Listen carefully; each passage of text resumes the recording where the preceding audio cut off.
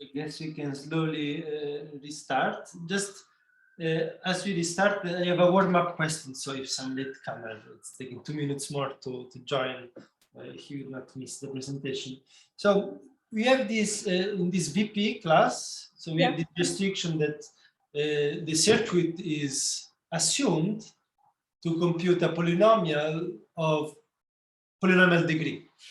Yes. The size of the circuit. Okay, so this is a kind of a promise. And my question is, since an arbitrary circuit can compute, therefore, of course, exponential degree polynomials, how complicated it is to recognize which is the case? Can we, are there, I mean, this is now a question in the usual Boolean complexity. I give you a circuit and I want to know, is the degree exponential or polynomial or something? So have people looked at this?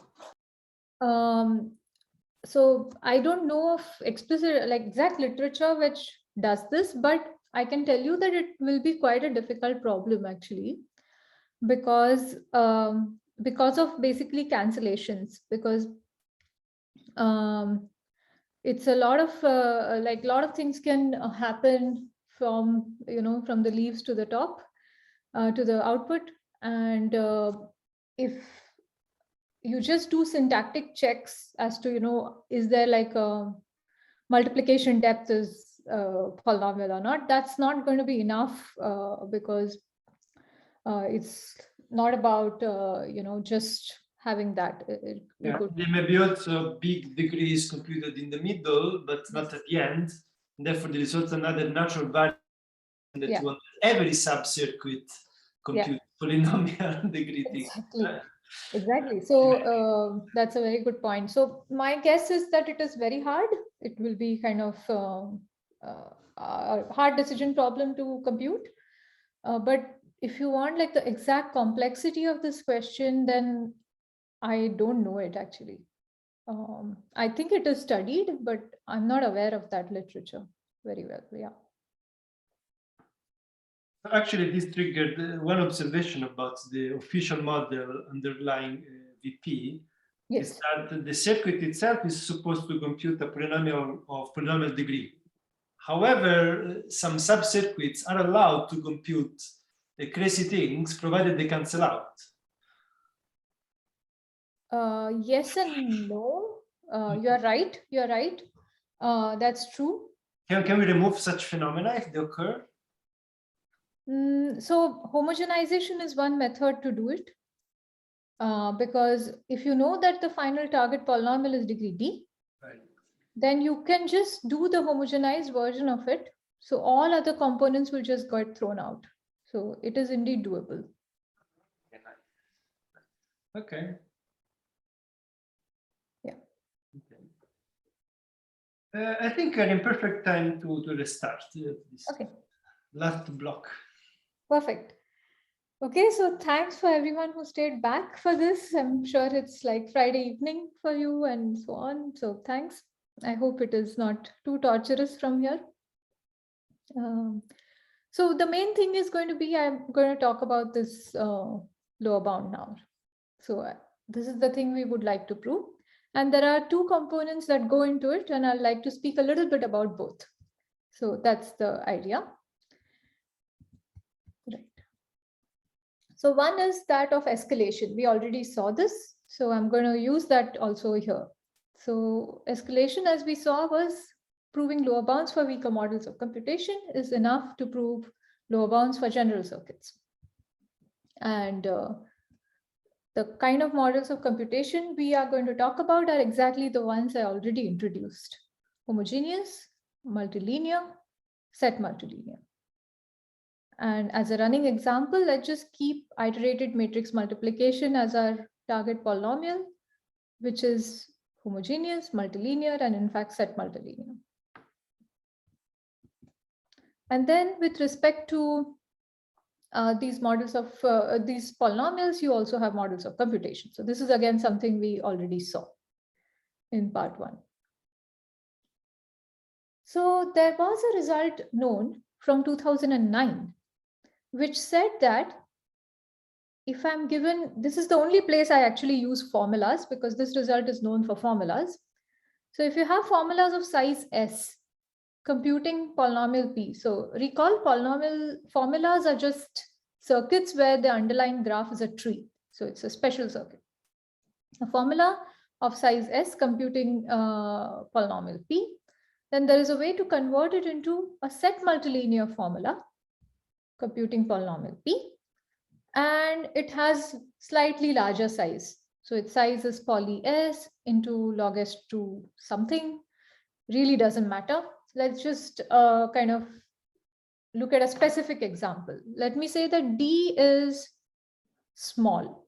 Say D is like log n by log n or something, some specific value. I've set it so that this becomes poly and this also becomes poly. Okay, whatever was the weird function earlier, I will assume this as poly. And now I'll come up with a right value for D such that this also becomes poly. So I've done nothing really, but just invoked Raza's result, where going from general formula to set multilinear formula doesn't incur any blow up. So it's in this parameter regime where it just doesn't incur any blow up. So let P be the target polynomial that your formula is trying to compute. Let's say its degree is this much.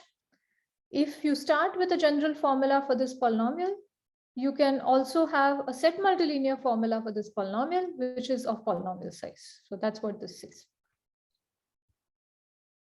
So contrapositive, as we saw, was the most useful part about such results.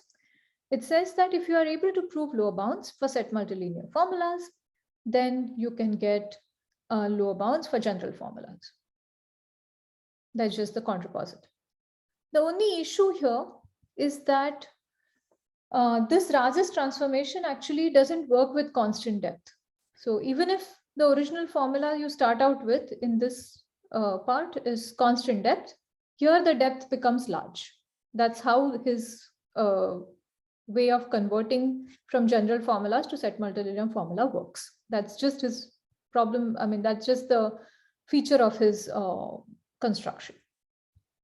So we can't use this directly. But what we do is we also try to do this, but in constant depth regime. So we try to prove such a statement in the constant depth regime.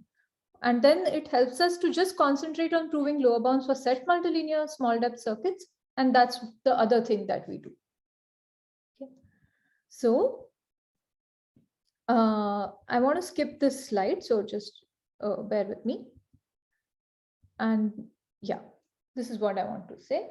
So what we show is two escalation results. We go from general circuits, general constant depth circuits, to homogeneous ones, and from homogeneous to set multilinear ones. So we are able to show these two statements. We're able to show that if P is a set multilinear polynomial of degree D, let's say IMM or something like this, then if it has a general circuit of depth gamma, this is gamma, yeah, the gamma of size S, then it has a homogeneous circuit of almost double the depth and size, which is like this. So what is it? It's polynomial in the original one and some exponential factors, but these exponential factors are only in D. They don't have dependence on N.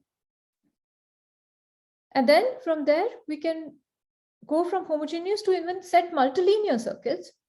While going from here to here, there is really no increase in the depth. And the size blows up a little bit, but already you are paying something exponential here. It's a little larger function of exponential here. That's it.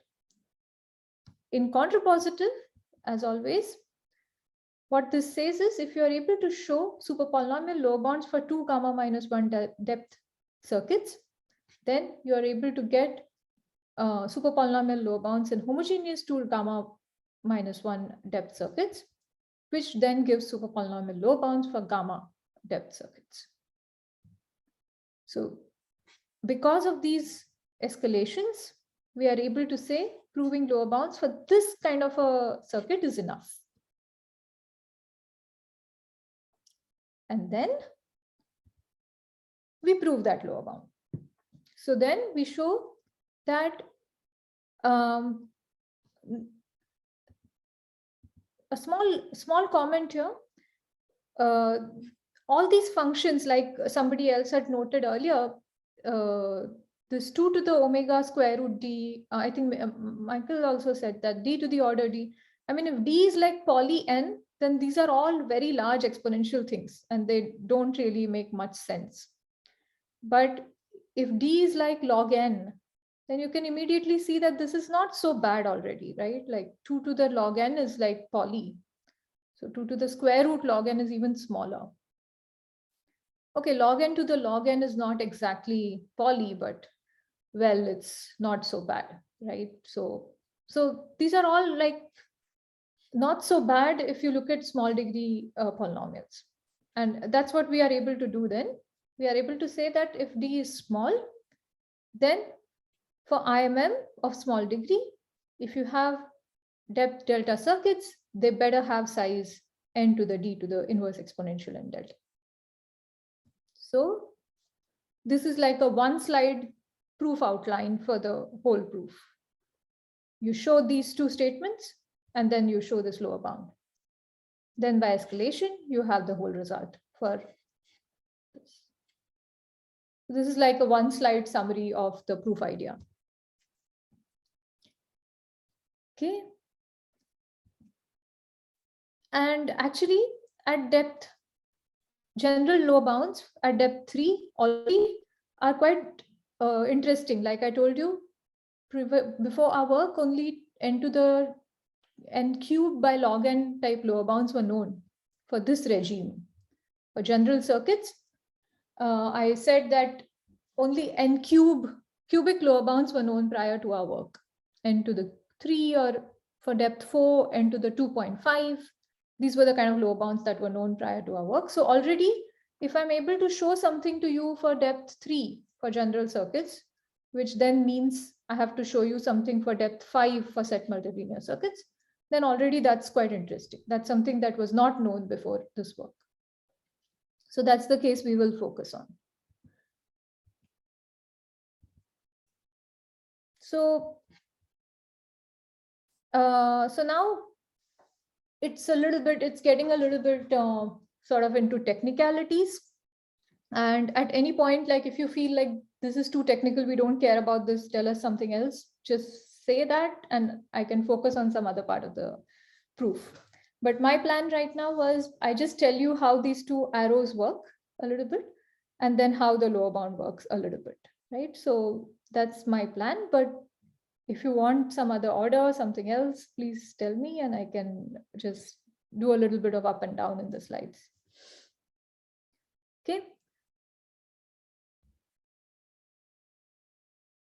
Maybe I go with the plan and then we change it if it becomes too much. I don't hear you, Lorenzo, but. No, I think it's fine for me, this plan, absolutely. Okay, let's do this then. So I already told you how to homogenize, and actually homogenization that I told you, we'll do it one more time later, but you know, it was, so let me now therefore first tell you this one, okay, going from homogeneous to set multilinear, and it's very similar actually. So let's see how, right? So what happens is, let's take some intermediate gate and these are its inputs. Why is it? Yeah. Let me write a little bit. So what I'm trying to say is that a set multilinear monomial, what we do is exactly like we did for homogeneous. In the homogeneous case, we created as many copies of the original gate as there were possible degrees.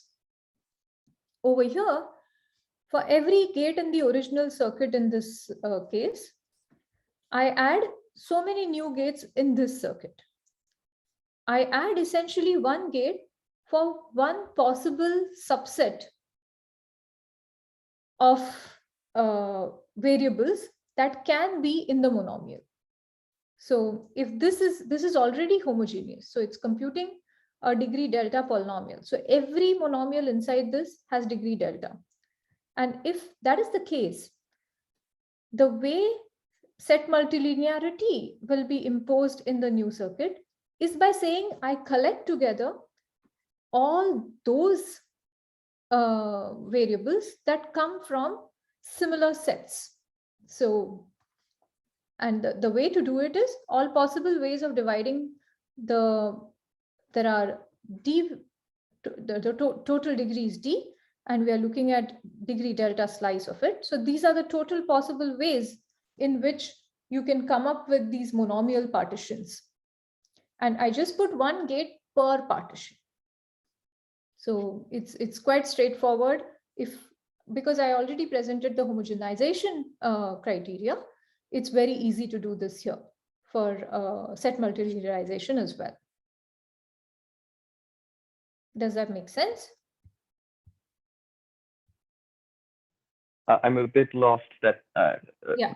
The fact that n doesn't appear in that construction. It's very important that n does not appear in this construction. Because, and why is that the case? Because the set multilinearization is with respect to these sets D, x1, x2, etc. up to xd. So all you care about is which subset of the sets am I dealing with for a monomial. So you're saying that that construction works for any partition? Sorry? You're saying that that construction works for any x1 to xd? X1 to xd is fixed a priori, right?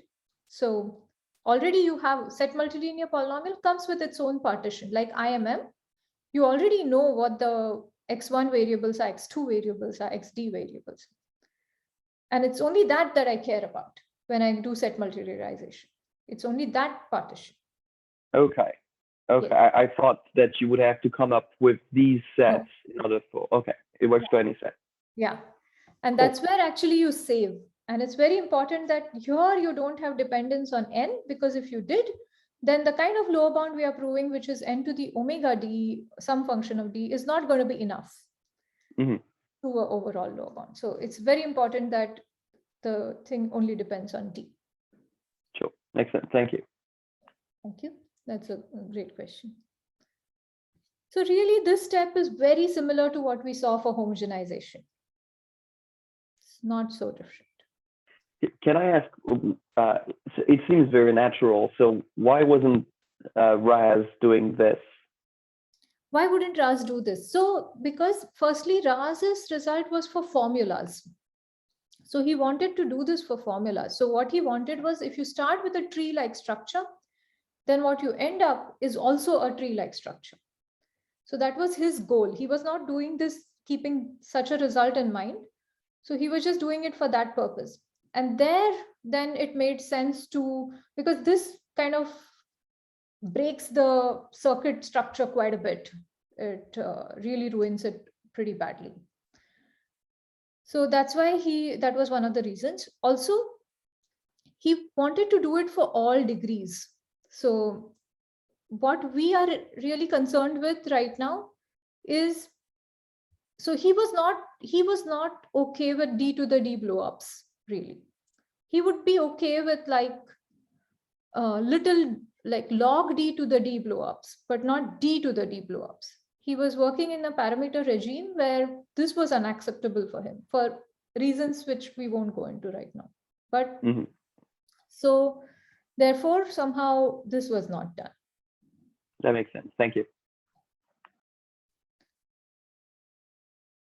Okay, so this part is easy.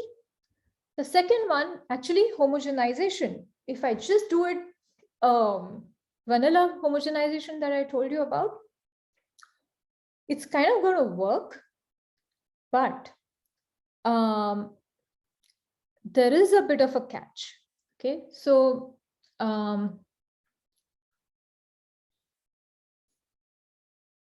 right, let me just say it clearly.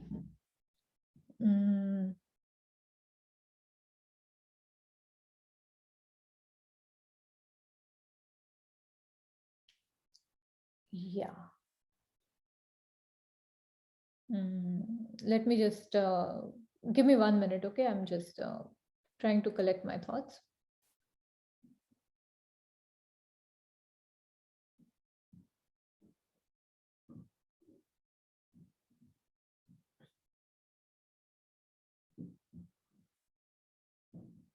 Right. Yeah. Okay, good. So the homogenization I told you about also does not preserve depth. Okay, because you start with a polynomial, a circuit, and it's computing polynomial of degree d. Then the resulting circuit must have depth at least d, because the way I'm putting degrees together, I must have degree 1, degree 2, degree 3. They're slowly building up.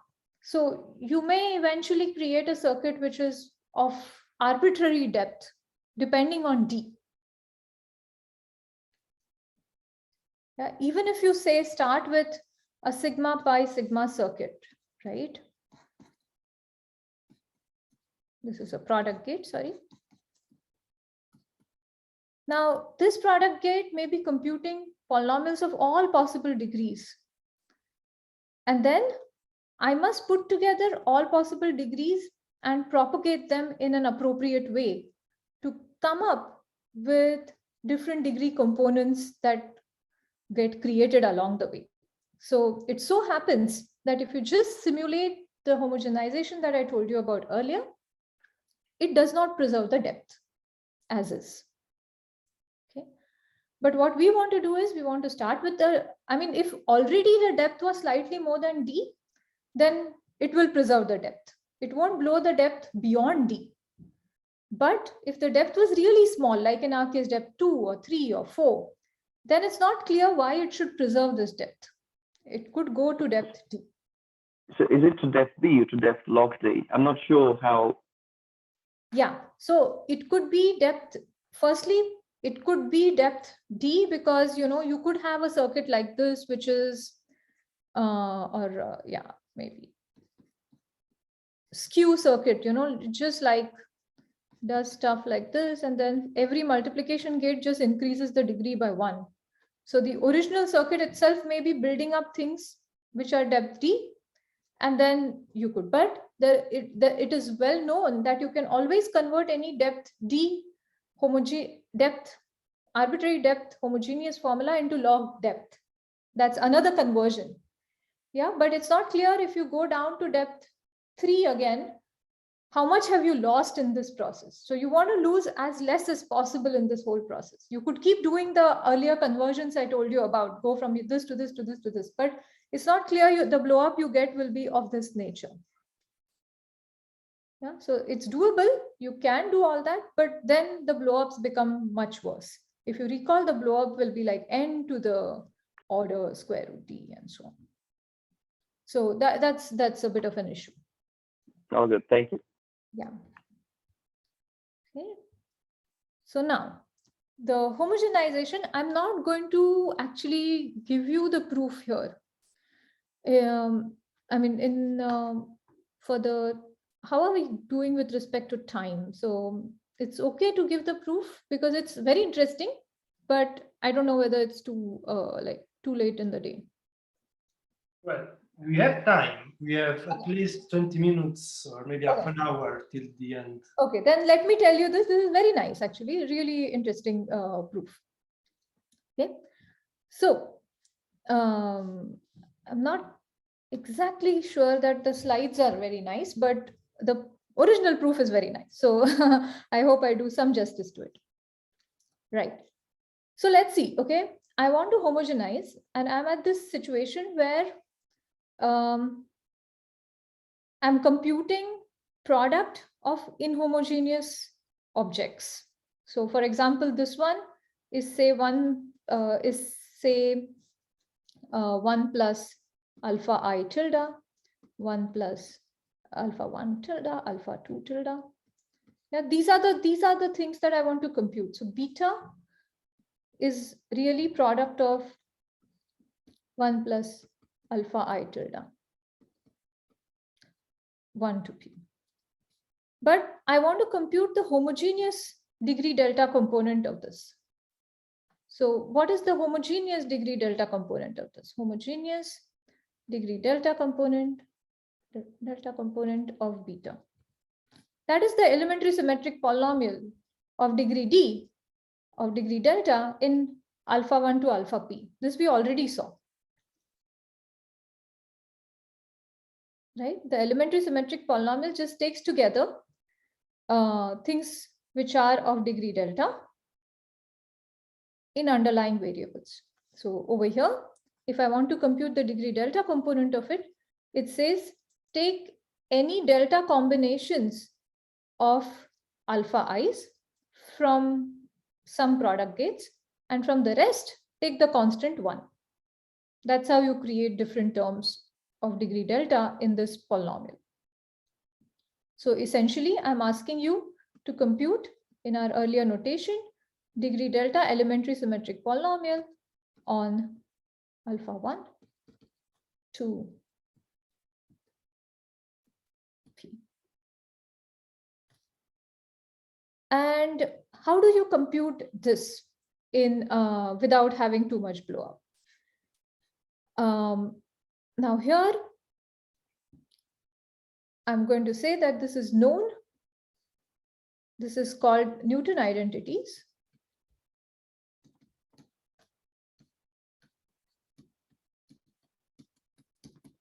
Which relate.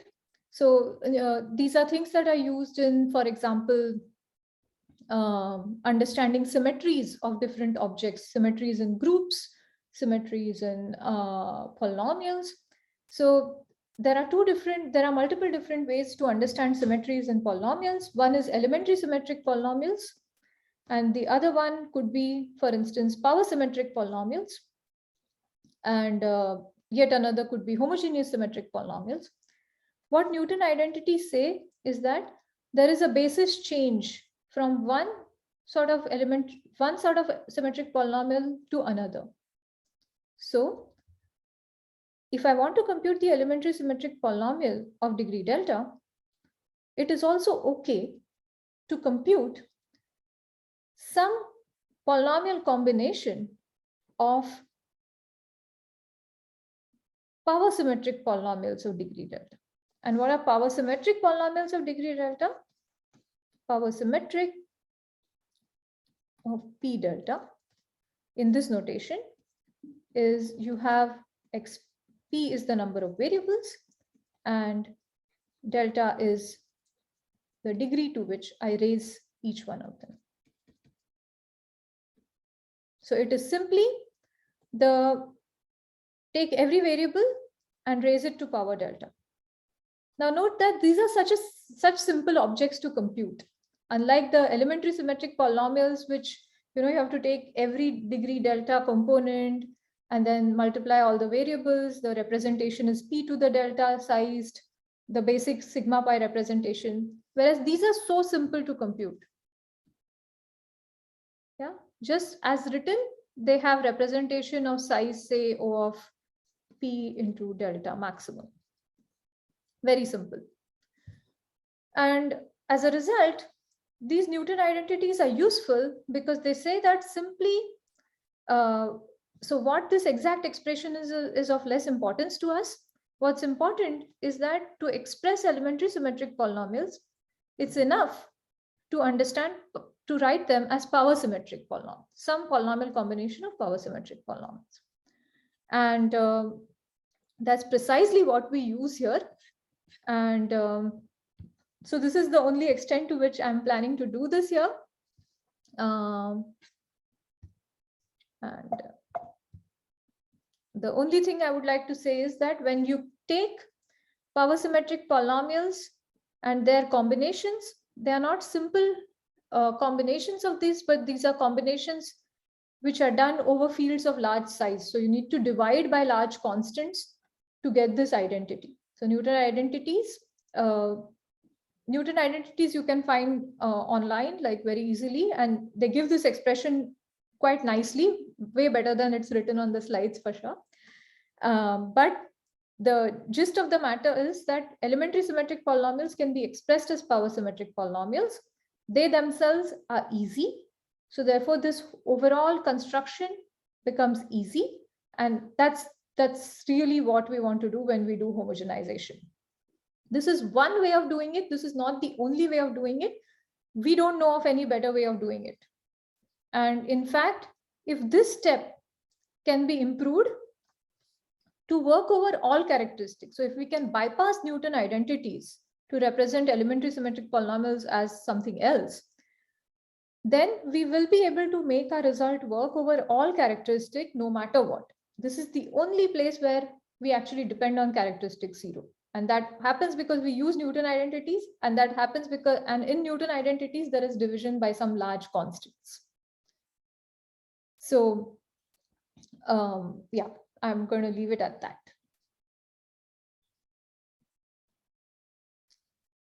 So now what I just tried to tell you is these 2 steps. And with these 2 steps, you can do escalation now.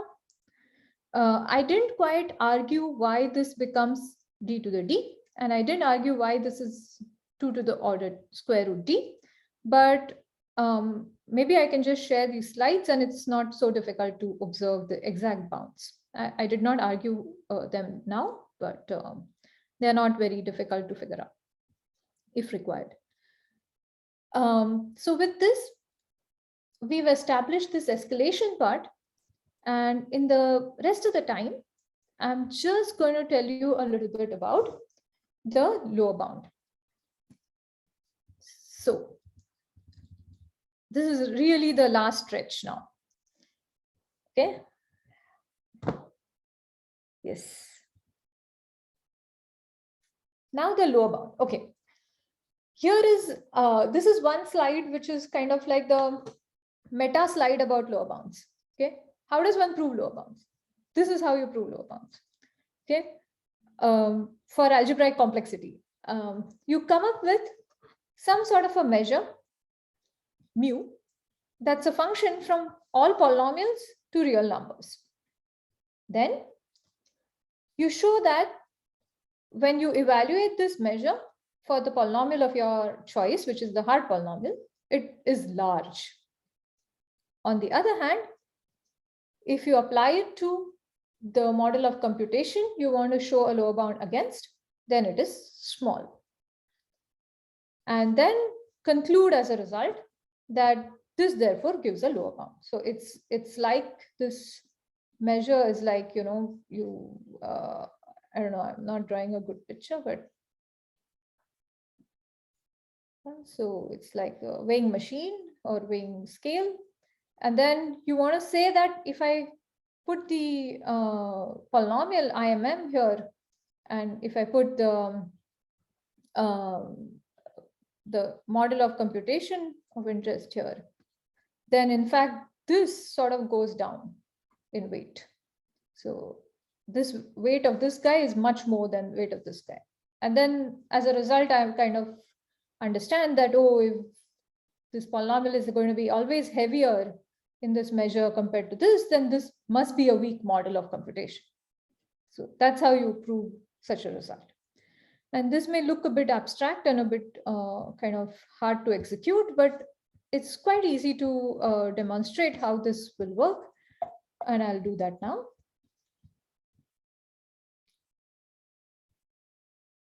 I'm defining the measure now.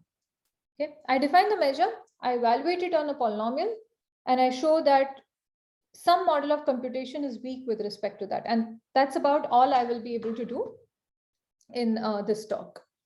Okay. So Nissan and Wigderson in 95 defined a measure which went as follows. It was defined for set multilinear polynomials. What they said was, you partition the set multilinear polynomials into positive and negative sets.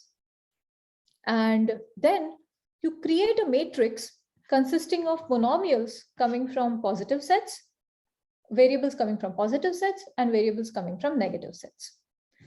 Okay. For instance, I have, say, x1, x2, x3, x4, 4 sets of variables. I call these positive, say, and I call these negative sets of variables. Then the matrix will have its rows and columns labeled by monomials coming from these sets. So for instance, some x1 comma ij, x3 comma kl, maybe one of the rows, and you'll have all these possible monomials labeling the rows. And then you may have some x213 dot x457 and all such things labeling the columns. So I'm just defining some row labeling, some column labeling. It is done using this partition of variables. And then what are the entries of this matrix? I look at this row and this column, say, and I put here the coefficient of monomial x1 ij, x3 kl, x2 13, x457 here. That's the entire matrix. That's all I do. Okay, it's just a definition for now. Doesn't matter.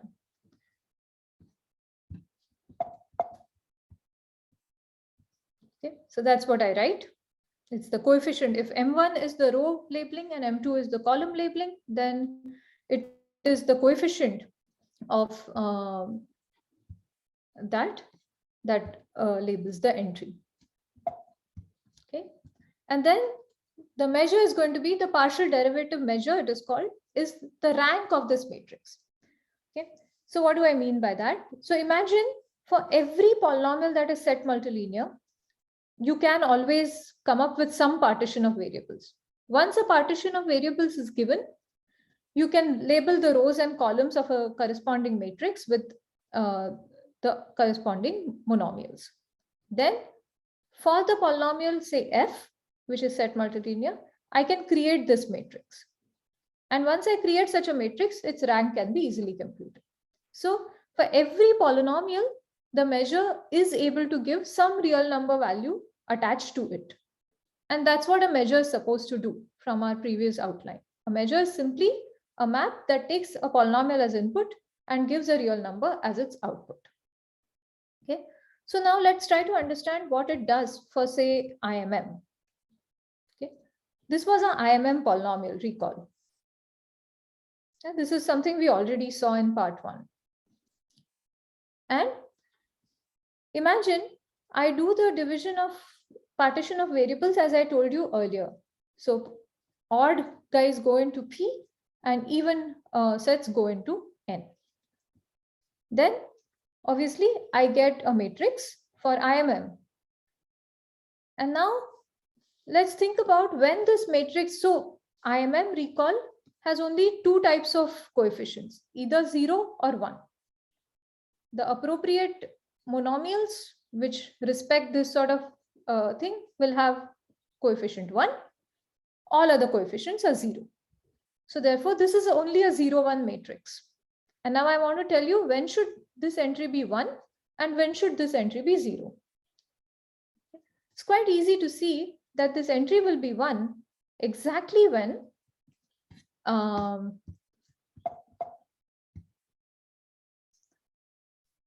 the monomial labeling the row and monomial labeling the column have a nice property like this, that they end up looking like a monomial here.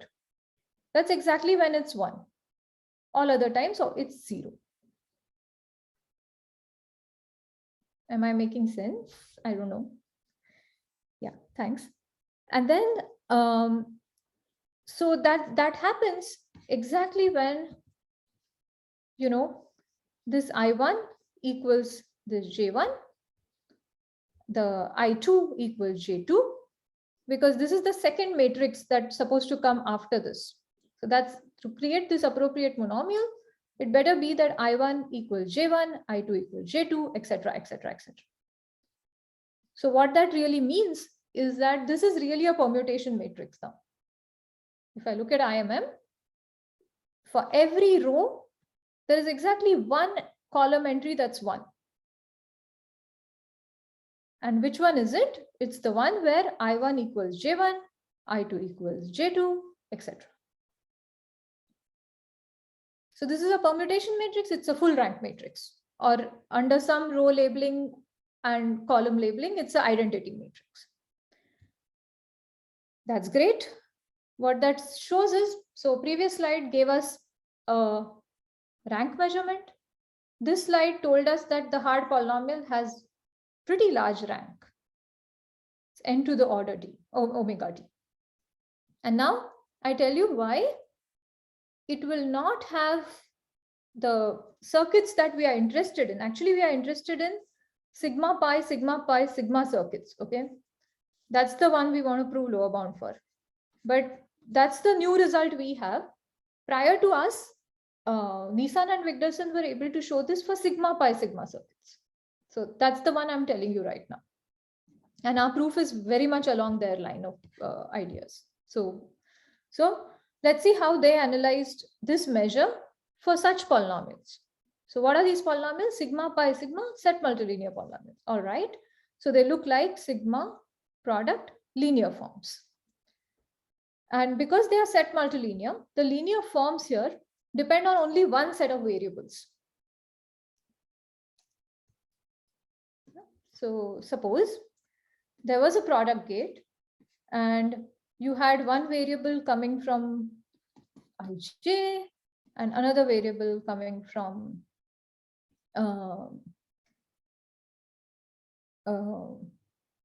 so let me say that right. Sorry about that. Yeah. Okay. So I'm looking at a product gate. It has some Lij's. So this is a plus gate.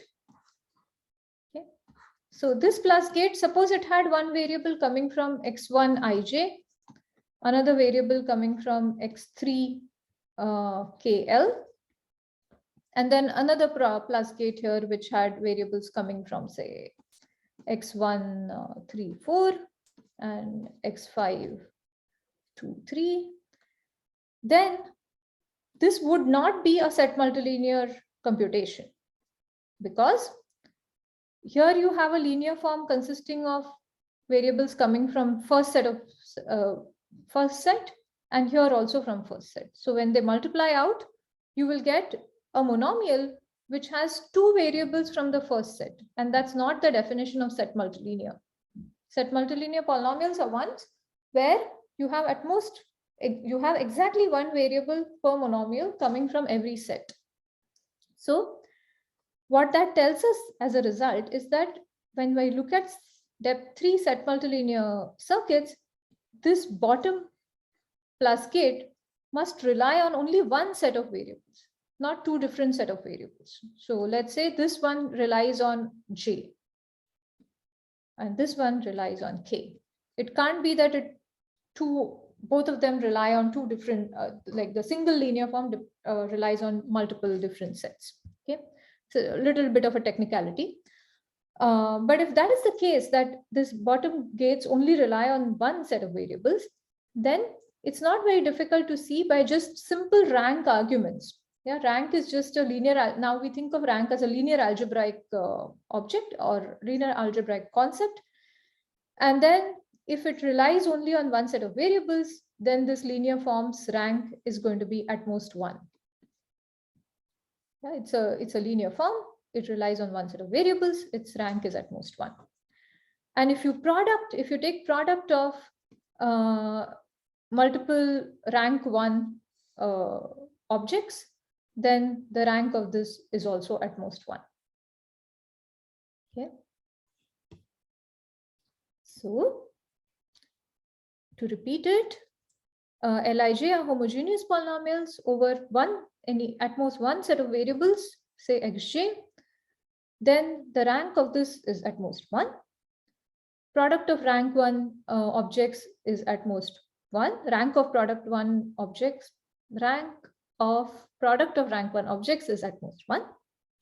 And therefore, by linearity of ranks or subadditivity of ranks, the overall rank of this whole big object, which is any sigma by sigma circuit, is at most S.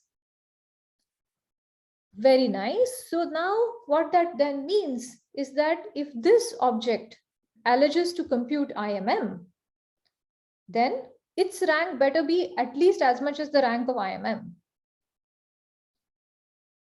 In other words, S be at least n to the omega square root. That's the lower bound. So we defined the measure, which was just rank of a certain matrix. We evaluated the measure for the hard polynomial IMM, showed that that was large.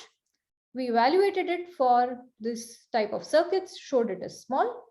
And then the putting together part is, if these circuits are alleging to compute IMM, they better have the rank, which is that of IMM, which is this much. Turns out so nicely that the rank of this was S, so S better be at least this. And S, in fact, turns out to be parameter related to this circuit. So this says that this circuit must have size at least as much as S, which should at least be n to the omega square root t. That's a very strong lower bound for depth 3 circuits. And I think that's all I will talk about over here. I have quite a few slides after this, but I think it's getting into too much technicality. So, what I wanted to just show you is how lower bounds are proved, and this is how we prove the lower bound. So we use a very similar idea. We have to extend it a bit further, but escalation plus such a lower bound is how our overall lower bound technique works. Okay. And maybe for, okay, sorry. I'm not going to talk about these things, but let me just. Well, yeah, I had that question. I think any question I had would be answered by that slide. So how far can you push the measures of the rank? Good question. Good question. Good question. So then let me answer it with this slide itself. So I think your question was that why can't we just push it for depth 4, depth 5? What goes wrong? And here is an immediate answer for this. There is a polynomial. So a short answer to your question is, there is a polynomial computable by this class of circuits, sigma pi, sigma pi, sigma, sigma pi, sigma pi, such that it has very large rank. Okay, so then, well, this rank argument is not kind of going to fly. And what's that polynomial? I'm calling it product of inner product polynomials. What is it? So just think of these variable sets now as, you know, vectors. So instead of these, so you have x11, x12, x1m, yeah, x21, x2m, and say d minus 1 and d. Let's say d is even for now. So x d minus 1, 1, x d minus 1 m, x d1, x dm. Now what this is doing is, it's taking every pair of them at a time and taking inner products of these. So, you know, x11 dot x21, x12 dot x22, and so on. And then adding these products together. So this is basically the inner product of these two vectors and so on. So I do that for all pairs. And then finally, I take products among them. So that's why it's called product of inner products. But now if we try to evaluate the matrix for this particular polynomial, where I put these odd elements into one bucket and the even elements into another bucket. Sorry, my even is here and my odd is here. Then the matrix turns out to be the permutation matrix. Why? Because as soon as I tell you which variable I picked from here, which variable I picked from here, so on up to which variable I picked from here, which would be the row label, you will immediately be able to tell what the corresponding monomial will look like in terms of the rest of the variables. Because every monomial, when I expand this, just tells me if I picked 1, 2 here, I better pick 2, 2 here. If I picked xd minus 1i here, then I better pick xdi here. That's exactly what each monomial is looking like. So as soon as you tell me what your row label is, then exactly there is one column which will have a non-zero coefficient. Everything else will be 0 in that row for the corresponding matrix. So this turns out to be basically another permutation matrix, which is full rank. And the interesting observation here is this circuit has depth really just, it's the topmost sigma gate is as good as not there. It's a sigma with just 1. Sigma product, sigma product. That's all there is to it. So there is a depth 4 circuit for this, and it is set multilinear, and it has full rank. So this rank argument is just not going to work already for depth 4. Yeah, that answers my question, I believe. To module the fact that I don't remember how P and N are quantified in the in the scheme of the proof. Yeah, good point. So even if we can find a way of coming up with some partition under which the polynomial becomes hard, that's bad enough for us. So that's the quantification. Yeah. Thank you. Yeah. And right, so really this was a bottleneck, and then there were these large string of results that happened in the now it's already the last decade, I guess. We are already in 22, but yeah, so this happened last decade where Kayal defined a shifted partial derivative measure, and they used it to prove lower bounds. So they managed to get over the bottleneck I was talking about by using a different measure. Instead of the partial derivative measure, they came up with something else, which is shifted partial derivative. They didn't just look at this rank of this matrix, they came up with a little better version of that matrix and looked at its rank.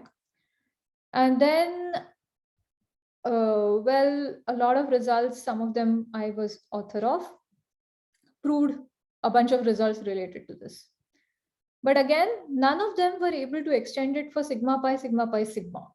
It's still not clear how this measure can be extended actually. We don't go via this route. And now this is the last slide I want to really show. So, yeah. So then we come up with a different variety of I shouldn't say variety because it has another meaning, but different version of partial derivative measure that gives us the lower bound. Yes. Yeah.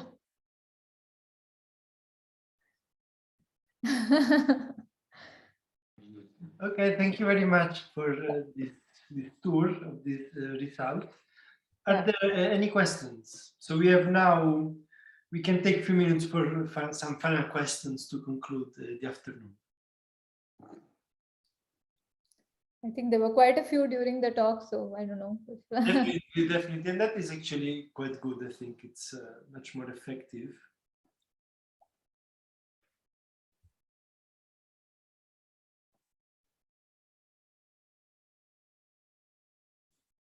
Okay, I guess there will be not extra questions because many questions indeed were asked on point in the presentation. So then I will just close this afternoon together. Yes. So I'm happy that Nutan has been with us and has presented us her work, and then I will thank everybody for having joined us as well. And I don't know, Philip, are there any announcements for the next seminar? So this is technical. Yes, well, thanks, Nutan, also.